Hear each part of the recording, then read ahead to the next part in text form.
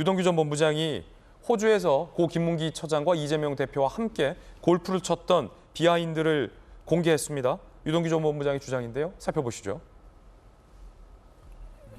유동규, 이 대표, 이재명 대표가 골프를 참 좋아한다. 호주에서 고 김문기 씨와 함께 셋이서 골프를 쳤다. 이건 뭐 다 알려진 사실이죠. 한 카트를 타고 다녔던 것도 다 알려져 있죠. 골프를 치다가 쓴 편법에 주변에서 지적이 있었다. 골프 치다가 편법을 썼다는 거예요. 내가 일본인인 척하자 이 대표와 김 전 차장이 허벅지를 꼬집으며 웃음을 참았다. 일본인인 척했다. 라는 이야기도 얘기합니다. 일본인인 척했다. 강력계 형사께서는 왜 일본인인 척했을까요? 이들은 유동규 전 본부장의 주장에 따르면 당시에 16홀 정도에 왔는데 이재명 대표가 골프를 더 치고 싶어 해서 부당한 방법으로 11홀로 다시 끼어들었답니다. 그러면 안 되죠. 이 순서가 있는데 네네. 순서를 역행했다는 거잖아요. 네네. 골프 더 치려고. 이 모습을 서양 관광객이 보고 지적을 했대요. 예. 너무 부끄러워서 네. 유동규 전 본부장이 우리나라 교포들을 생각해서 일본인인 척했다라고 진술을 하고 있습니다. 어떻게 일본인 척한 겁니까, 그럼? 뭐 그 표현을 사용했겠죠, 일본어를 추정컨대. 사실 우스갯소리인데 뭐 스미마생 뭐 이렇게 한 겁니까? 뭐 그렇게 하지 않았을까 싶은 추정이 드는데 이 우스갯소리를 굳이 하는 이유가 이 정도 에피소드가 있었고 당시 이재명 대표와 김문기 전 처장이 이 모습을 보고 크게 웃었다.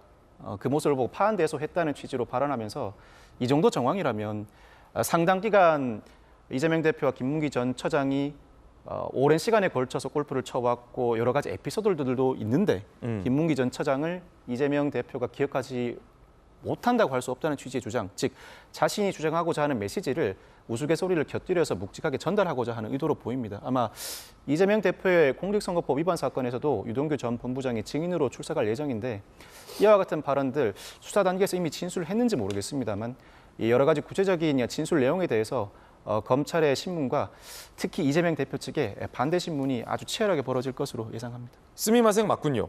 유동규 전 본부장이 같이 골프를 치다가 이재명 대표가 좀 더 치자. 그래서 11번 홀로 갔다. 김수현 교수님. 그러니까 옆에서 서양 골프장 이용객들이 You took the wrong.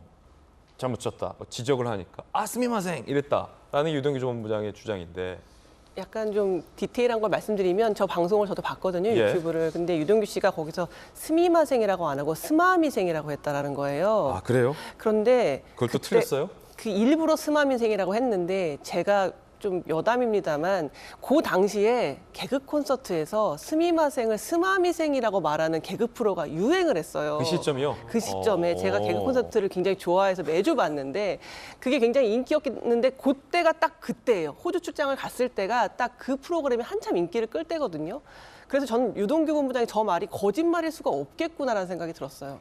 이런 것까지 디테일을 달리 말했다면 유동규 본부장의 저 발언 자기가 그때 스마미생이라고 했다, 스미마생이라고 안 하고 했다라는 이런 말까지 소설을 쓸 수는 없잖아요. 그래서 저렇게 골프장에서 뭐 코스를 역행해서 돌다가 지적받고 한참 뭐 일본어를 하고 웃고 떠들고 했던 그 기억들에 대한 소회는 거짓말은 정말 아니었을 것이라는 생각이 들고 이렇게 구체적인 정황을 말하고 있는데도 이재명 대표가 계속 나는 기억이 없다라고 말하긴 참 쉽지 않겠구나라는 생각이 듭니다. 박윤진 의원님, 이 코스를 역행하면 안 되잖아요. 11번 홀로 이렇게 오면 안 되잖아요. 예, 제가 골프를 잘 몰라서. 저도 골프를 잘 몰라서. 제가 설명드릴게요. 그래요, 형수님. 11번 역시 지역구가 시골이라. 저희 지역구에 골프장이 좀 시골이라뇨. 많아서요. 예, 지방에는 골프장이 좀 있으니까. 그러니까. 지방에 골프장이 좀 있으니까. 자, 11, 12, 13, 14, 15. 그다음에 16. 이렇게 뭐 코스가 가겠죠. 예. 근데 이렇게 돌고 와가지고 이렇게 가야 되는데 더 치고 싶으니까 여기로 온 거예요. 그럼 안 되죠. 무슨 말씀인지 알겠죠. 그리고 예. 다른 사람들이 당신들 왜 여기서 치냐 그러면 우린 몰랐다. 일로 가야 되는 줄 모르고 그냥 일로 오는 건 줄 알았다. 우리 코스를 이해 못했다라고 변명하려고 한 거죠. 그러니까 이 네 사람들이 매너가 아주 안 좋은 분들입니다. 어떻게 코스대로 가야지 예? 이걸 11, 12, 13, 14, 15 왔다가 16, 뭐 17로 넘어가야지 다시 이렇게 돌아서 한 바퀴 더 돌고 가겠다는 얘기 아니에요. 그러니까 알면서도 이렇게 했다는 거는 정말 매너가 안 좋은 분들이고, 그리고 그 다른 사람들 치는데 중간에 쑥 들어가면은 그 앞뒤 사람들한테 방해를 끼칠 거 아니겠습니까? 그러니까 이게 다른 사람들 배려하지 않는 분들이거든요. 이런 분들이 뭐 스미마생 스마미생에서 좀 웃겼다고 하지만 제가 보기에는 그렇게 됐을 것으로 추정합니다. 근데 아주 정말 매너 없고 안 좋은 태도고요. 하지 말아야 될 행동 중에 첫 번째입니다.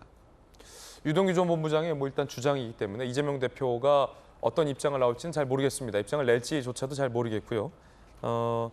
중요한 건 이제 김문기 처장을 아느냐 모르느냐와 관련된 게 본질일 것이고, 공교롭게도 검찰이 첫 재판 과정에서 틀었던 방송이 바로 저희 채널에 의해서 제가 이재명 대표와 인터뷰를 진행하면서 제가 물어봤던 대목을 검찰이 법원에서 틀었습니다.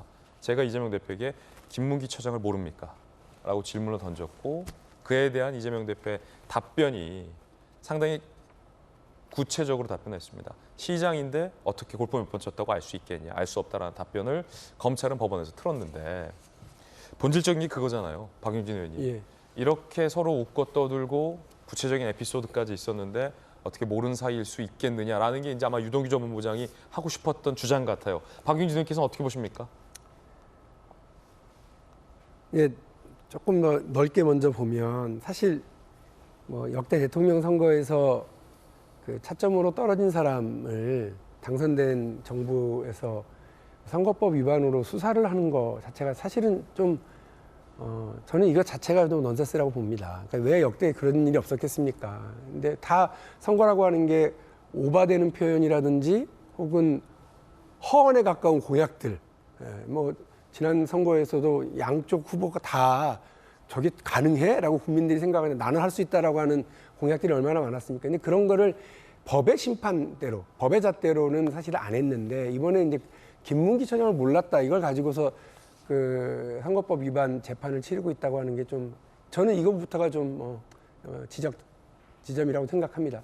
그런데 우리 김진 기자가 말씀하신 것처럼 핵심은 이제 법의 잣대로 올라가 버리면, 우리 그냥 저하고 이양수 의원님하고 혹시 무슨 선거를 치르거나 혹은 캠프의 주요 직책을 맡아서 서로 붙으면 온갖 얘기를 다 서로 하지만 그 게임이 끝나면, 아까 제가 말씀드린 것처럼 링 위에서 난투기 끝나고 나면 고생했다고 서로 다독이고 이제 내려가야 되는데, 이게 법의 잣대로 가면 그때 왜 뭐 꼬집었어, 왜 때렸어, 이렇게 갈까 디테일하게 서로 따지거든요. 그런데 이제 지금 이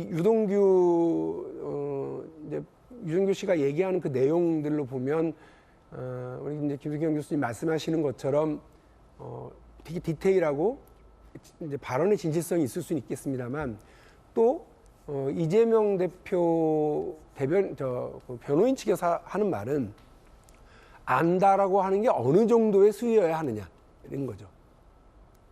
그러니까 예를 들면 제가 이양수 의원님을 안다는 수준과 조건이 가령 언론에서 누가 물어봤을 때 이양수 의원에 대해서 뭘 얼마나 알아? 이렇게 구체적으로 디테일하게 얘기할 수 있는 게 같이 방송 몇 번 하고 또 뭐 국회에서 이렇게 친하게 지내는 정도를 잘 안다라고 얘기할 수 있느냐. 이 법적의 기준을 아마 재판부가 상당히 고민하고 있을 것 같아요. 예.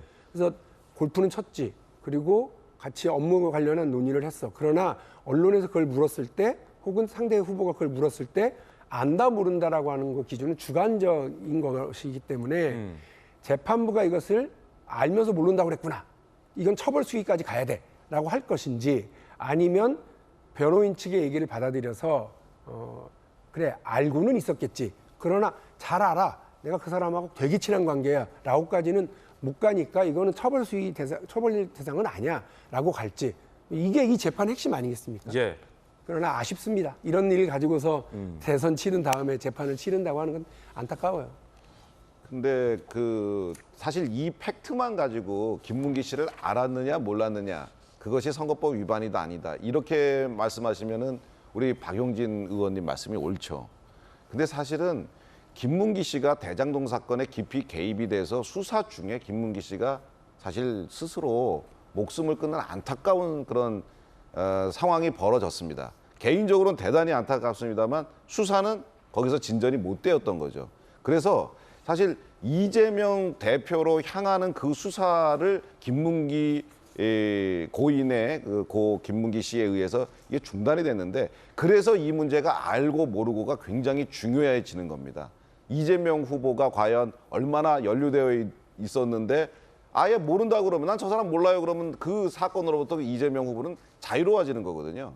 그런데 아는데도 모르겠다 그러면은 그 사건과 연루가 깊이 있음에도 불구하고 모른다는 말로 잘라내버리라고 하는 그런 또 허위의 그런 일들이 벌어지는 거기 때문에 그래서 재판부에서 이 사실을 굉장히 중요하게 생각하고 국가적으로도 국민들의 관심이 초점이 되는 거기 때문에 문제를 단지 그렇게 허위 사실 이런 걸로 볼 것이 아니고 이재명이 과연 어디까지 알고 있었는가 이 진실 이것을 밝히는 게 중요하다고 봅니다. 예, 앞서 말했던 유동규 전 본부장의 이 일본인 행세 등등의 이 골프장 에피소드 역시 사실 여부 자체를 확인하기는 어려운 상황이다. 단언할 수 없다는 말씀드리고 그 과정에서 나왔던 그 편법을 누가 쓰자고 했는지도 좀 불분명하고 애매한 상황일 수 있다는 말씀 덧붙여 드리겠습니다.